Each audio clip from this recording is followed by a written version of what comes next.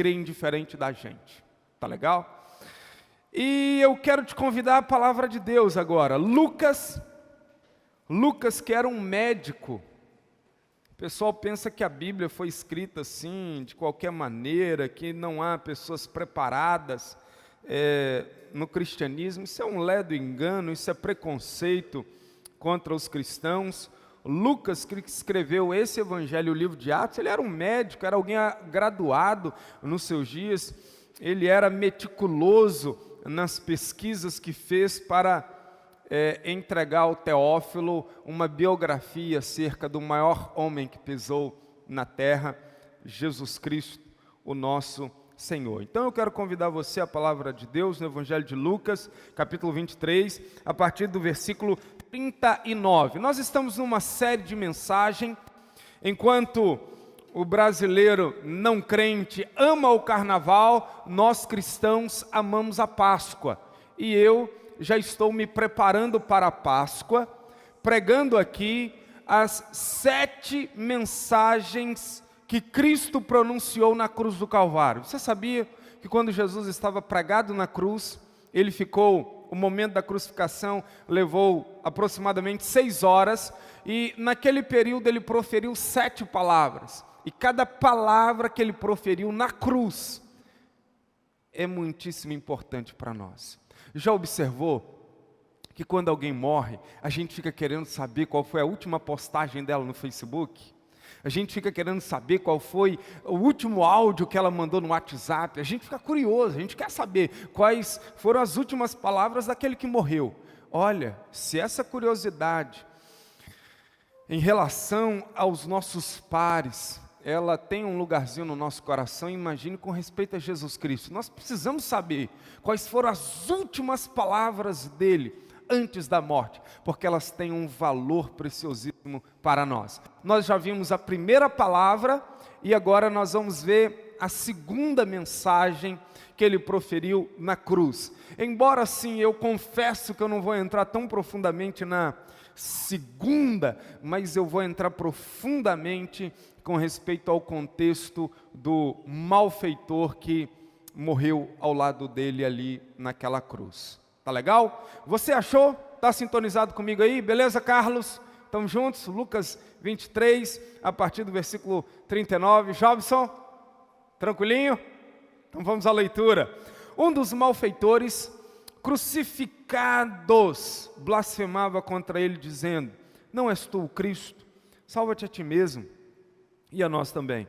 Respondendo-lhe, porém, o outro repreendeu, dizendo: nem ao menos temes a Deus, estando sob igual sentença, nós, na verdade, com justiça, porque recebemos o castigo que os nossos atos merecem, mas este nenhum mal fez. E acrescentou: Jesus, lembra-te de mim, quando vieres no teu reino. Jesus lhe respondeu: em verdade te digo, que hoje estarás comigo no paraíso. Ó Deus, fala profundamente conosco agora, através da Tua palavra, em nome de Jesus. Amém, amém, amém. Queridos, esse texto que nós lemos, ele é muito usado como base para dizer que pessoas podem ser salvas à beira da morte. E também esse texto é muito usado como base para dizer que mesmo sem passar pelo batismo, uma pessoa pode ser salva. Todavia, a gente precisa aqui fazer um destaque, porque eu acho prudente a gente pensar sobre o que um homem de Deus disse sobre a salvação no leito de morte. Ele disse o seguinte: há um caso tal registrado para que ninguém precise se desesperar, mas apenas um na Escritura, para que ninguém possa abusar. Então, ainda que esse texto sirva de base para dizer que Deus pode salvar pessoas à beira da morte, e que mesmo não passando pelo batismo, é possível ser salvo, todavia preste atenção, só há um caso registrado, para que ninguém se desespere, mas apenas um, nas Escrituras, para que ninguém possa abusar desse fato. Tá legal? Agora, ao olhar para esse texto, há muitas outras lições riquíssimas que a gente pode tirar para a nossa própria vida. Tá legal? E eu quero iniciar aqui a olhar esse texto pensando sobre algo que acontece aqui. Jesus, ele é crucificado entre dois criminosos, um à direita e o outro à esquerda. E alguns estudiosos da Bíblia se debruçaram sobre o assunto, querendo saber por que Jesus morreu entre dois criminosos. E há algumas respostas que elas são muito interessantes para a gente guardar no coração. Em primeiro lugar, por que Jesus morreu entre dois criminosos? Para provar que na história de Deus nada acontece por acaso. Há um profeta na Bíblia chamado Isaías. Ele viveu 700 anos antes do nascimento de Cristo. E no capítulo 53 do seu livro, no versículo 12, ele está fazendo uma descrição da crucificação de Cristo e ele diz que Jesus Cristo foi contado com os transgressores. E essa profecia parecia inconcebível, porque imagine bem, o santo de Deus contado com os criminosos, aquele cujo dedo havia escrito as tábuas da lei no Monte Sinai, agora tem o seu lugar designado entre os sem lei. Isso parece inconcebível, mas veja, a profecia dada 700 anos antes se cumpriu. E se cumpriu para que eu e você fiquemos atentos ao fato de que Jesus Cristo não foi assassinado na cruz do Calvário. Na cruz do Calvário, os seus planos não foram abortados. Não foram sabotados pela elite religiosa dos seus dias ou pelo Império Romano. Preste atenção, o projeto de Deus passava pela cruz. Foi Ele quem decidiu morrer. A sua vida não foi tomada, Ele se entregou. Lá em João capítulo 10, Ele disse, a minha vida ninguém a tira de mim. Pelo contrário, eu a espontaneamente dou. Tenho poder para entregá-la e tenho poder para reavê-la. É Deus no controle. Então Ele morre entre dois criminosos para provar que na sua história nada acontece por acaso. Mas em segundo lugar, por que Jesus morreu entre dois criminosos? Para provar o nível da humilhação a que ele se entregou. O apóstolo Paulo disse, na sua carta à igreja de Filipos, no capítulo 2, versículo 8, sobre Jesus o seguinte, a si mesmo se humilhou, tornando-se obediente até a morte e morte de cruz. Preste atenção, gente. Não há humilhação maior para o Filho de Deus do que morrer entre dois criminosos, entre dois homens perversos, entre dois párias da sociedade. Jesus demonstrou, ao morrer entre dois criminosos, as profundezas da vergonha humilhante em que havia descido. Você se lembra aí, no nascimento de Jesus, ele nasceu entre os animais na estrebaria, e agora na sua morte, ele morre entre dois criminosos, é contado com a escória da humanidade. Isso tudo para perdoar os nossos pecados. Isso tudo para não permitir que a ira do Pai caísse sobre nós, mas caísse sobre ele. Mas em terceiro lugar, por que Jesus morreu entre dois criminosos? Para mostrar a posição que ocupou como nosso substituto. Preste atenção nisso. Ele morre entre dois criminosos para mostrar a posição que ocupou como nosso substituto. Sebastião era para ser um criminoso, outro criminoso e você no meio como criminoso. Só que Jesus, ele entra na história e ele revela a Sebastião que ele tomou sobre si o lugar que lhe era devido. Queridos, Jesus nos substituiu na cruz ao morrer ao lado de transgressores. Ele ocupou o lugar que era nosso. o lugar da nossa vergonha, da nossa humilhação, da nossa maldição por causa do nosso pecado. Ele coloca um criminoso e ele entra no meio e diz: agora eu tomo sobre mim a humilhação, a ira, o pecado do Elton, do Fábio, do Bruno e assim por diante. Louvado seja o nome de Jesus. Mas ainda, por que Jesus morreu entre dois criminosos? Para mostrar a representação vívida da salvação.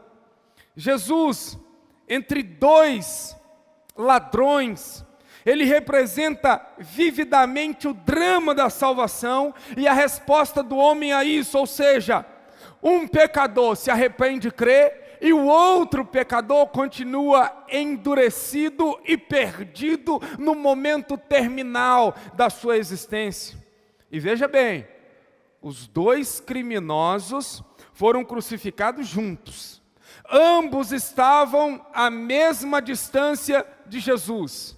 Ambos ouviram e viram tudo com respeito à crucificação de Cristo.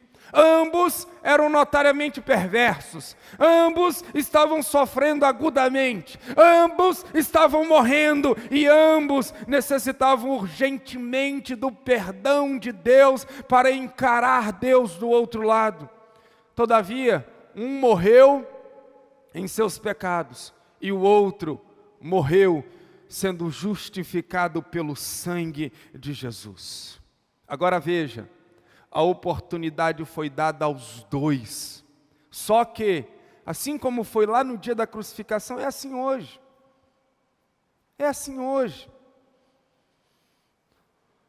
Todos os dias, em todos os lugares, em todos os cultos, por exemplo, aqui, sob a mesma mensagem, tem pessoas que se abrem, recebem a palavra e dizem: é Deus falando comigo, enquanto outros displicentemente deixa a palavra entrar por um ouvido e sair por outro. E aí ali na cruz Jesus mostra: olha, durante toda a caminhada até a minha segunda vinda, esse drama vai acontecer. Um vai entregar o coração e o outro morrerá perdido nos seus pecados. Sabe, queridos, a fé em Cristo será sempre um milagre da graça que explode no coração da gente, como explodiu no coração daquele ladrão que se arrependeu e que na história ele é denominado de Dimas. O ladrão arrependido foi identificado na história cristã como Dimas. Dimas, aliás, a história até diz assim: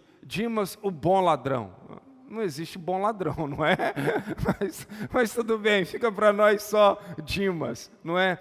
Agora preste atenção, eu quero chamá-lo a focar comigo o ladrão arrependido, o Dimas, e observar o que aconteceu com ele sobre a cruz.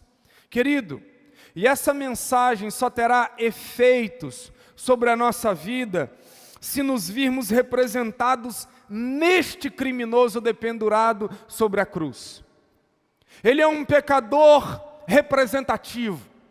Ele é uma espécie de amostra do que temos no coração de todos os homens por natureza e prática diante de Deus. E se você vier com argumentos do tipo assim: não, Elton, peraí, aí você está exagerando, cara. Aí você está indo longe demais, você quer me comparar com um criminoso? Não, aí você está pegando pesado. Nem de longe eu sou como esse criminoso, eu não roubo, eu não mato, eu não adultero, eu não estou envolvido com quadrilha, eu sou um cara bom, eu pago meus impostos, eu sou trabalhador, e isso, e aquilo. Olha, se você pensar assim, eu me apresso a dizer que não há esperança para você. Porque se você se comparar àquele criminoso, pode ser que você saia por cima, mas a ideia é: não se compare com o criminoso, se compare com Cristo, o perfeito, porque ao se comparar com Cristo, você vai dizer: rapaz, eu sou criminoso mesmo, deixa eu ficar ao lado desse criminoso, porque a Bíblia diz que todos pecaram e carecem da glória de Deus. E olha, é somente quando nós percebemos a nossa desesperadora condição de vida que nós descobrimos a necessidade do Salvador Jesus Cristo.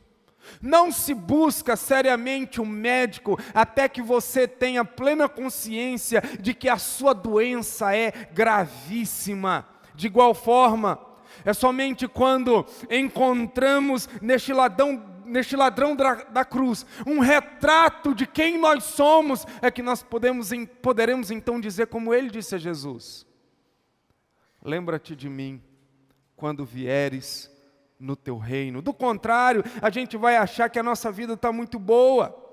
Para que esse ladrão fosse salvo, foi necessário que ele chegasse à completa noção de que ele não podia ajudar a si mesmo. A gente vê a nós mesmos como pecadores não basta. Nós precisamos dar um passo além e perceber que nós sequer podemos resolver a nossa própria situação, sequer podemos mudar o drama da existência, sequer podemos reduzir o nível de culpa que se instalou em nós por causa do pecado. Gente, o que esse ladrão podia fazer por si mesmo? Vamos lá. Ele podia caminhar na avenida da justiça? Não podia, porque os seus pés estavam pregados na cruz. Ele poderia então realizar alguma boa obra para achar que estava bem com Deus? Não podia. As suas mãos estavam pregadas ali naquela cruz. Ele também não podia dizer assim: a partir de agora eu vou zerar minha vida e vou começar de novo. Não podia, porque ele estava morrendo. E ainda, preste atenção, ainda que ele pudesse fazer estas coisas, isto não o salvaria. Sabe o que você deve fazer, querido? Você deve pegar as suas mãos, os seus pés e também pregá-los na cruz. Você deve interromper a sua caminhada religiosa e olhar para a cruz de Cristo e entender que não é o que você faz que te dá salvação, é o que Cristo fez por você na cruz que te concede a salvação eterna. Não é o que você faz, é o que foi feito por você. Por Jesus, melhor dizendo. Preste atenção. Quando esse ladrão arrependido Dimas, ele chegou ao fim dos seus recursos próprios, e ele reconheceu que ele não podia fazer nada por ele mesmo. Sabe qual foi a primeira palavra que ele disse em relação a Jesus? No versículo 42, foi Jesus. Primeira palavra do ladrão a Jesus foi Jesus. Sabe por quê? Porque Jesus significa Javé é salvação, ou Jeová é salvação. Naquele estado ali ele disse: eu não posso resolver a minha própria vida. A salvação não está dentro de mim, está fora de mim.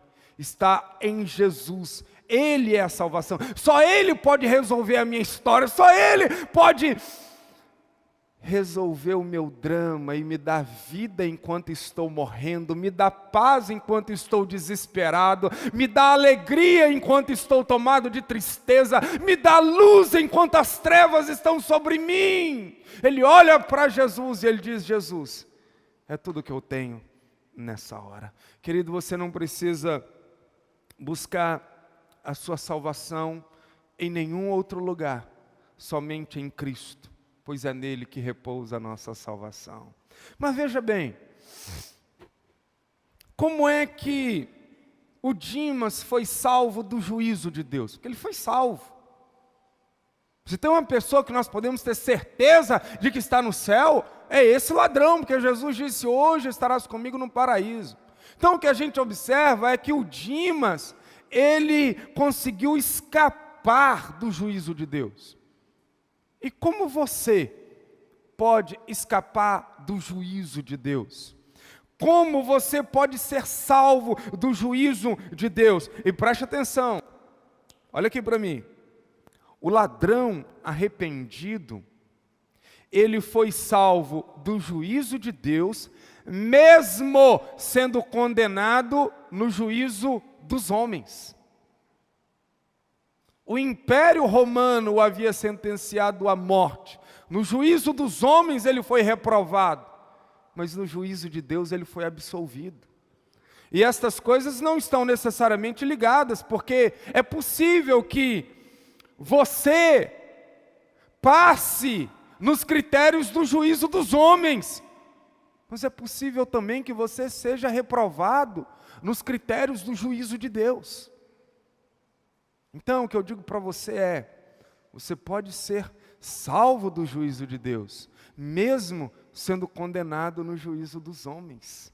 Isso é uma maravilha, porque mesmo que o mundo esteja mal com você, você pode estar bem com Deus. E às vezes você pode estar bem com o mundo e estar mal com Deus. E olha, se Deus é por nós, quem será contra nós? Agora, se Deus for contra nós, quem será por nós? Então vamos olhar para Dimas. Como é que você pode ser salvo do juízo de Deus? É isso que eu quero entregar para você. Em primeiro lugar, reconheça que Jesus é Deus. Aqueles dois criminosos ao lado da cruz, os dois começaram provocando a Jesus, ridicularizando a Jesus, lançando impropérios contra Jesus. Está lá no texto narrado pelo evangelista Mateus. Só que em algum momento a chave vira na cabeça do Dimas e ele se arrepende. E quando ele se arrepende é porque ele reconhece que Jesus é Deus. E o outro criminoso continua ainda a atacar Jesus. E o Dimas então se levanta contra o seu companheiro de morte, diz assim: ei, versículo 40, olha o que ele diz: ei, nem ao menos temes a Deus, estando sob igual sentença. Veja, o Dimas reconhece que Jesus é Deus, reconhece a presença de Deus nele, a sua consciência fica ativa da presença de Deus. E é interessante que o Dimas não diz ao outro ladrão assim: ei, fica quieto, cara, você nem ao menos teme o castigo. Não, não é isso que ele diz. Ele diz assim: ei, nem ao menos temes a Deus que está no nosso lado.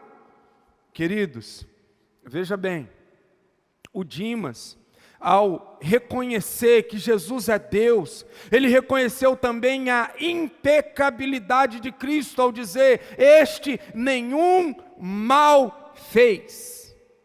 E ele acertou nessa declaração.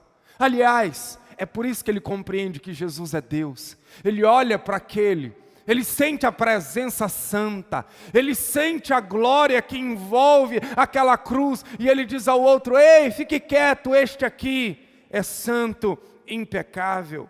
Queridos, o ladrão arrependido, ele expressou a sua crença em uma vida futura, onde a retribuição seria dada por Deus, por um Deus justo e que vinga o pecado. É por isso que ele disse ao outro ladrão: nem ao menos temes a Deus. Em outras palavras, o que ele está dizendo é assim, ó: ei, como você ousa o absurdo de insultar a Jesus, um homem inocente? Eu acho que você tem que pensar é que daqui a algumas horas você estará morto. E como é que você vai se deparar com o grande tribunal, infinitamente mais solene do que o tribunal de Roma, que nos condenou? Ei, cale a boca, você está ao lado de Deus.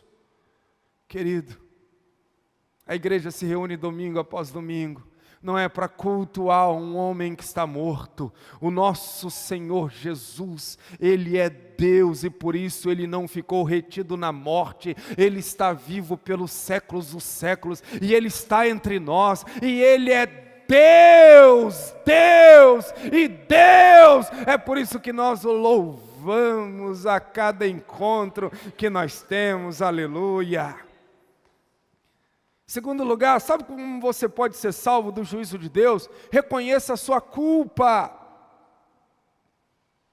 O ladrão arrependido disse ao outro ladrão o seguinte, olha aí, ó, versículo 41, ele diz: nós na verdade com justiça, porque recebemos o castigo que os nossos atos merecem. O que o Dimas está dizendo é assim: ei, companheiro, Nós estamos aqui porque nós merecemos. Nós fizemos por onde? Nós quebramos as leis, nós insultamos a sociedade, nós merecemos. Veja, ele não se desculpa. Ele não tenta atenuar nada, ele não tenta tapar o sol com a peneira, ele não tenta esconder as suas mazelas, mostrando uma reputação que ele não tinha. Preste atenção, enquanto você suavizar ou achar normal o seu pecado, não haverá esperança para você. Jesus Cristo veio a esse mundo salvar os pecadores, dos quais o apóstolo Paulo chega a dizer, eu sou o principal. Mas Jesus não salva pessoas assim, automaticamente. Para que Jesus possa salvar um ser humano, é necessário que este ser humano reconheça que é pecador, reconheça que insultou a face de Deus, reconheça que tem culpa no cartório, reconheça que a mente é muitas vezes uma usina de pecado, e quando alguém reconhece a sua culpa, os seus pecados, os seus crimes, então Jesus pode dizer, agora sim, eu posso te salvar. Enquanto tiver muito eu aí, muito ego, enquanto você achar que sua vida está boa, não há esperança para você, o que te aguarda é o juízo de Deus. Se você disser assim, rapaz, eu sou pecador mesmo, ô Jesus, se o Senhor não estender as suas mãos sobre mim, não tem jeito. Aí Jesus diz, pois bem, agora sim, sorria, Jesus te ama, e aí Ele pode te salvar. Mas em terceiro lugar, como que você pode ser salvo do juízo de Deus? Arrependa-se e tenha fé. Veja bem, você deve reconhecer que Jesus é Deus, você deve reconhecer a sua culpa, mas você não pode parar aí, você tem que dar mais um passo, qual é? Arrepender e professar a fé. Olha aí o versículo 38, que interessante. Viaja comigo agora. Olha aqui, sobre a cruz de Jesus tinha uma plaquinha, o que estava escrito nessa plaquinha aí? No versículo 38, leia aí o versículo 38. Este é o rei dos judeus. Jesus fora condenado, os dois criminosos também, e eles então vão sair lá do pretório, do palácio de Pilatos, em direção ao Monte Gólgota, ao Monte Caveira. E Jesus vem carregando sua cruz, aqueles dois criminosos também. Só que antes de Jesus sair de lá, Pilatos pega uma plaquinha escrita, este é o rei dos judeus, e prega na cruz. E Jesus então vem arrastando a sua cruz. Alguns momentos ele cai, a cruz cai, o Dimas cai, a cruz cai, mas acontece algo ali. O Dimas lê o que está naquela plaquinha. Este é o rei dos judeus. E quando ele está na cruz, e a chave vira, o Espírito o quebranta, ele reconhece que Jesus Cristo é Deus, ele reconhece a sua culpa, daí então, ele vai dizer a Jesus o seguinte, versículo 42, ele diz assim, lembra-te de mim, quando vieres no teu reino. Ele leu, este é o rei dos judeus. Ele crê então que Jesus é rei.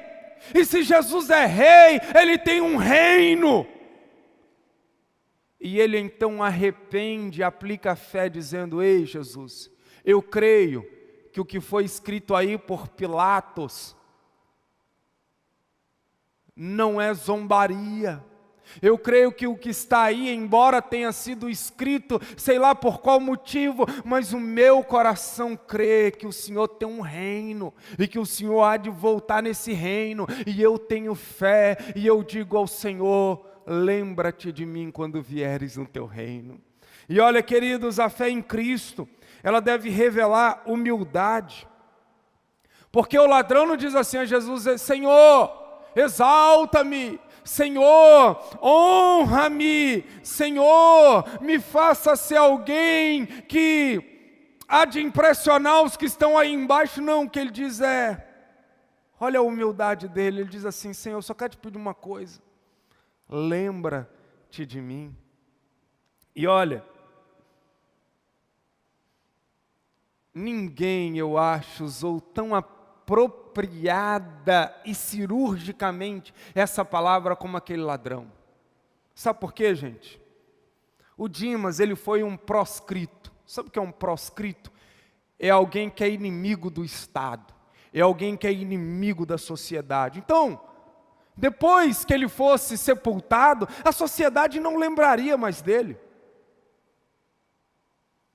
Os seus amigos de crime, de perversidade, depois de alguns dias, nem mais tocariam no seu nome. A sua família não daria a mínima para se lembrar de alguém que maculou o sobrenome da família, morrendo como inimigo do Estado na cruz. Agora, preste atenção. Ele seria esquecido pelo Estado, ele seria esquecido pelos amigos, ele seria esquecido pela família, ele seria esquecido por todos, e ele não estava dando a mínima em relação a isso, mas ele quer que alguém se lembre dele, ele quer que alguém guarde o nome dele, ele quer que alguém se lembre dele por toda a eternidade. É por isso que ele diz assim: Senhor, lembra-te de mim. Ele não diz nem Senhor perdoa-me, Senhor salva-me, Senhor cura-me, porque nesta expressão lembra-te caberia todas estas coisas. Sabe, queridos, a gente vive num tempo em que as pessoas clamam por fama, 15 minutos de fama. Tem um jornalista aqui, um repórter, passa alguém lá atrás e dança do siri para cá, para lá, porque quer aparecer na TV, quer ficar famoso. Sabe, a galera quer ficar famosa nas redes sociais, quer ter fama, quer ter o nome lembrado. Os filmes ficam mostrando esse desejo pela imortalidade. Sabe, eu quero ser lembrado. Querido, preste atenção. Aqui debaixo do sol, nós vamos morrer, e depois que morrer aquele último familiar ou amigo que nos conheceu, nós vamos cair na malha do esquecimento. Isso não importa! Se Deus, aquele que pode dar a vida eterna, aquele que pode condenar tanto o homem ao inferno quanto ao céu, se Deus que entregou o seu Filho, se Ele se lembrar de nós por toda a eternidade, então valeu a pena, porque quem deve se lembrar de nós e a quem nós devemos querer o nome lembrado eternamente é o Senhor Jesus, o seu Pai, o Espírito Santo, e aleluia. Nos damos por satisfeitos, aleluia. Agora, a fé em Cristo, ela deve revelar também coragem, irmãos. Porque preste atenção, Jesus Cristo estava pendurado na cruz e ele estava no centro. O povo de Israel se ajuntou ali para aquele espetáculo horrendo, para zombar da cara de Cristo. Os príncipes, os sacerdotes, os escribas, os anciãos passavam por ali e blasfemavam dele. Os soldados romanos que estavam ali executando aquela ordem de morte também estavam ridicularizando com a cara de Cristo, brincando com as suas roupas, jogando dados enquanto ele morriam. Enquanto Jesus morria. Agora preste atenção. Quando a chave vira na cabeça de Dimas, ele ganha coragem, ele ganha intrepidez, e daí então, ele censura ao seu companheiro de cruz, dizendo assim: ei, fique quieto, porque esse Jesus nenhum mal fez. E quando ele disse nenhum mal fez, ele estava condenando toda a nação judaica, que tinha levado Jesus a Pilatos, que tinha dito crucifica-o, que tinha fomentado a sua morte. Esse ladrão disse assim: ei, todos vocês foram injustos com esse, mas não só com o povo e com os religiosos. Quando Dimas diz: este nenhum mal fez. Ele está se levantando contra o Império Romano, o maior império naquele tempo, e está dizendo assim: ei, Pilatos, você que está amando de César, você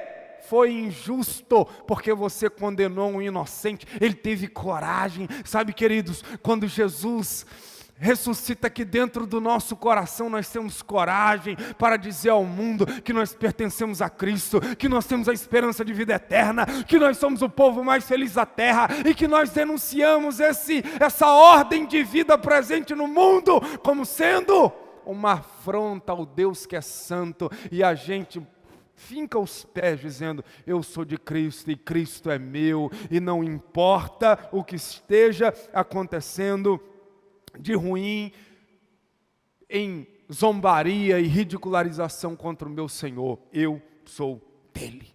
Mas olha, como é que você pode ser salvo do juízo de Deus?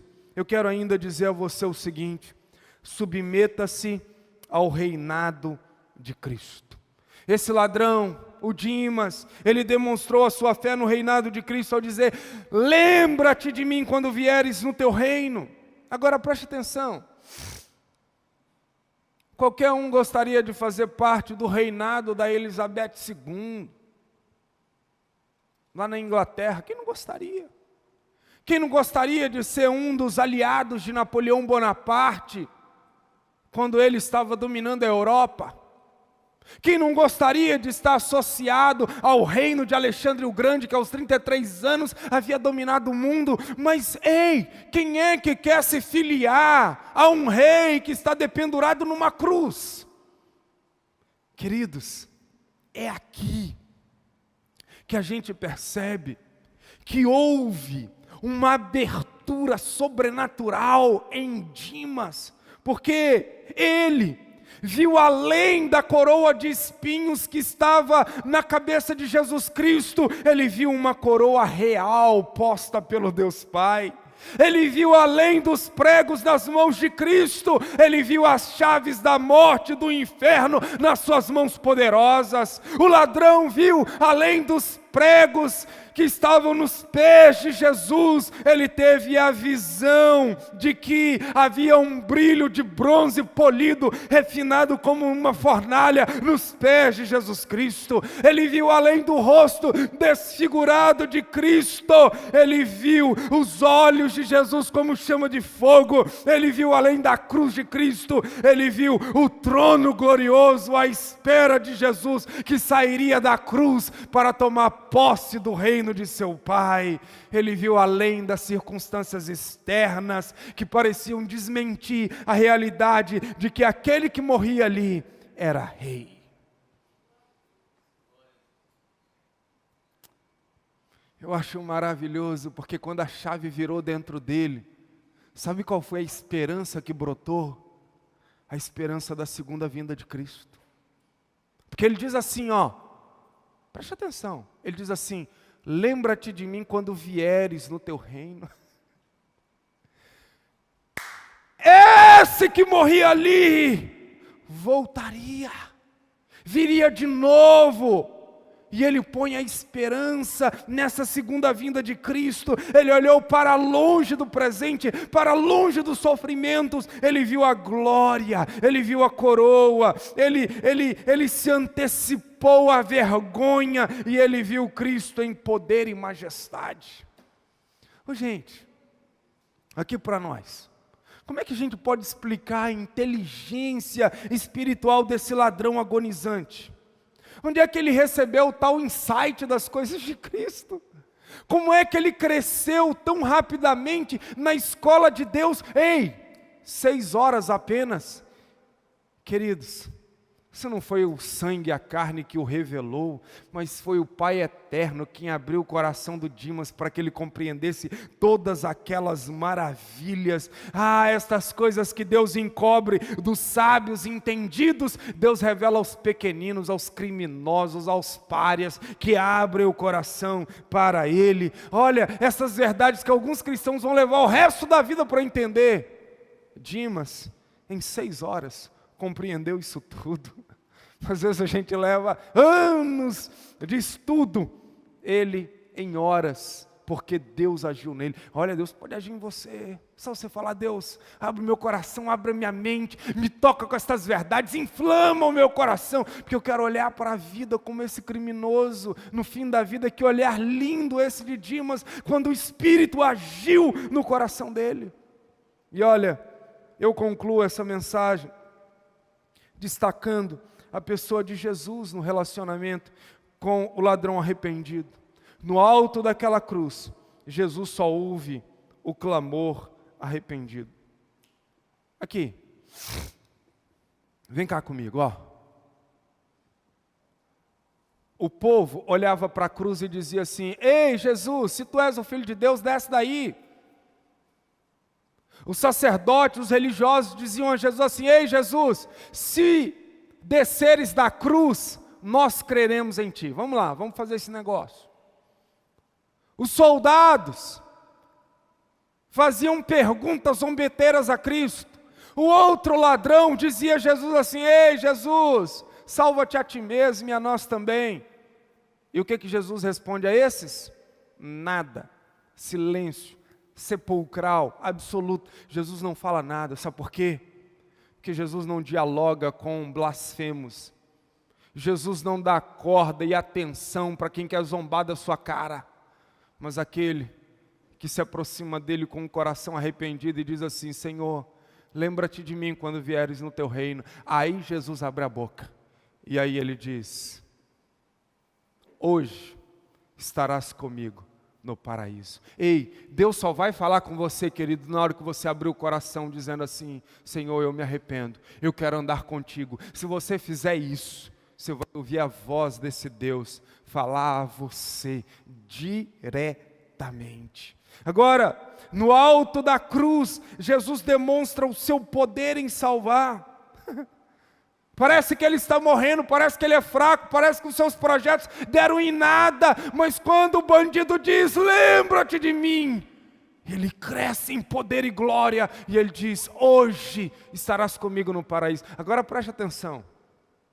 Se no alto daquela cruz Jesus foi capaz de salvar o pior dos criminosos, imagine agora que ele está ressurreto. Imagine agora que ele está sentado à glória de Deus Todo-Poderoso. Imagine agora que ele recebeu o nome sobre todo nome, diante do qual se curvam principados e potestades. Se você falar: lembra-te de mim, ele virá ao teu encontro. Sabe por quê? Porque ele fez uma promessa. Certo dia ele disse assim: aquele que vier a mim, de maneira nenhuma o lançarei fora. Você pode ter pecado contra Deus de maneira horrível, você pode ter feito coisas que são até inomináveis, mas se você falar: Deus, salva-me, Ele vai olhar para a sua vida com graça, Ele vai te abraçar, Ele vai te acolher, Ele vai enxugar suas lágrimas, Ele vai te dar uma nova história, Ele vai botar sentido na sua vida, Ele vai pegar nas suas mãos e vai andar com você, querido, por esse planeta até aquele dia em que Ele há de vir no seu reino, e louvado seja o nome de Jesus. Olha, eu digo a você, em último lugar, no alto daquela cruz, Jesus demonstra o propósito de sua morte. Por que Jesus morreu, queridos? Ele disse: o Filho do Homem não veio para ser servido, mas para servir e dar a sua vida em resgate de muitos. Ele está morrendo, o propósito dele é morrer para que a gente tenha vida. E aí, no alto daquela cruz, fechando a sua história, ele diz assim: em verdade te digo, hoje estarás comigo no paraíso. Ou seja, se Jesus veio ao mundo para salvar pecadores, então Ele deixa o mundo, levando ao paraíso um criminoso com Ele. Ou seja, Ele volta para os céus, para o Deus Pai, dizendo: Deus Pai, aqui está o primeiro troféu do meu sangue redentor. Esse criminoso que foi lavado pelo meu sangue, entra pelos portais eternos. Louvado seja o nome de Jesus. Vamos ficar em fé, queridos, vamos falar com Deus nessa hora. O Ministério de Louvor aqui, para a gente encerrar louvando ao nome